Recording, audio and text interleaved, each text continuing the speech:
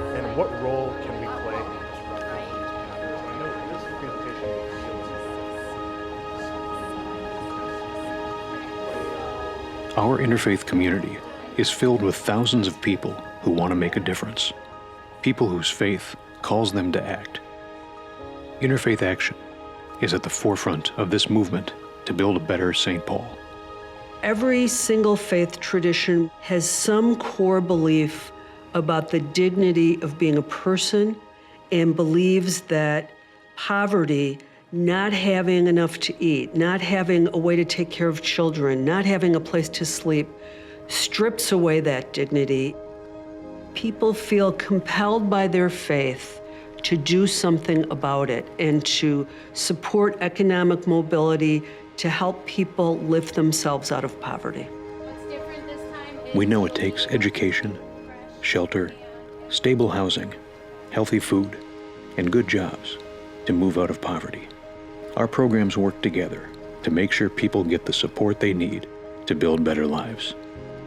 Our Project Home families attend free community power-up sessions to learn to reduce debt and build credit. Our Department of Indian Work referral specialist sends families to our Power Up Legal Clinic to resolve landlord-tenant issues. Our Project Home guests also work with Opportunity St. Paul volunteers to find jobs and receive tutoring. We are all working together and all looking out for each other. Interfaith Action's integrated programs provide support to families in times of transition. I've been the pastor of the Mount Olivet Church for 21 years. In serving this church, I've learned that this church has a heart of compassion. That's why we became involved with Project Home. And that's why we've decided to let families who have no place to live come here and have a place to spend the night during the month of May.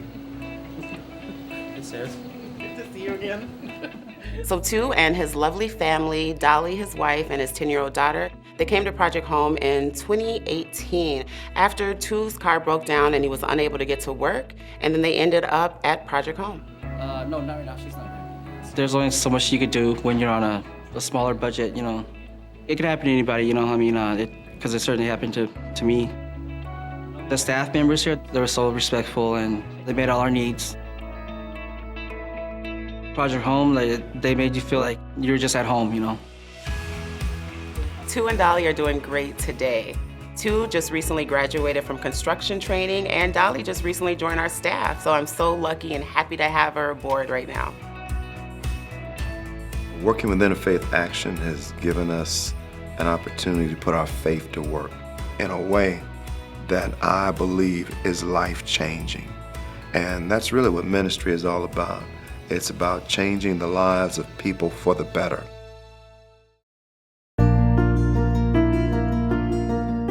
Transformative volunteer experiences are at the core of Interfaith Action's success. Interfaith engages volunteers from St. Paul's faith communities and pairs them with nonprofits doing critical work, such as the Eastside Learning Center. I volunteer with Opportunity St. Paul because it is an organization that has chosen to partner with NGOs and other organizations that are already on the ground doing good work in the city. We know that if a child learns to read in a timely manner around 3rd and 4th grade, that they are much less likely to drop out of school. They are much less likely to later end up in poverty. So when an Opportunity St. Paul volunteer helps a child learn to read, they are having a long-term impact. That impacts their entire life. So if I, as one tiny little person, can impact that child's life in a positive way, that's for me what it's all about.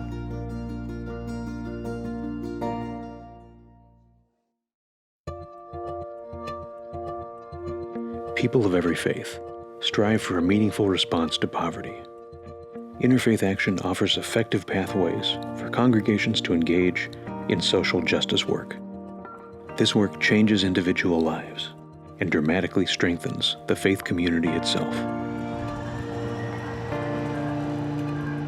Central Presbyterian Church is located in the heart of downtown St. Paul.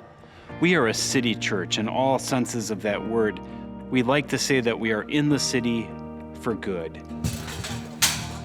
And we don't need everybody doing this. Some people can do this and this. We are so pleased to host Project Home. We've been doing it for a long time now. People get to know others as volunteers during the month of Project Home.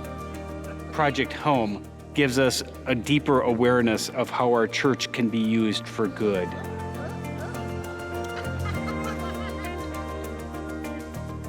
As a church, we've been growing, and that is an exciting phase of life. And one of the things that people are looking for are opportunities to put their faith into action. Not to just talk about what we believe, but to live out what we want to be, who we are, and what we think God is calling us to do. I think opportunities like Project Home are helping to spark our growth. We think there are about 700 houses of worship in the East Metro, and we probably have about 100 involved in our programs now. And if we could get another 100 in the next year, we're moving in the right direction. We really need to be connected to each other. No one entity can do everything. We need each other.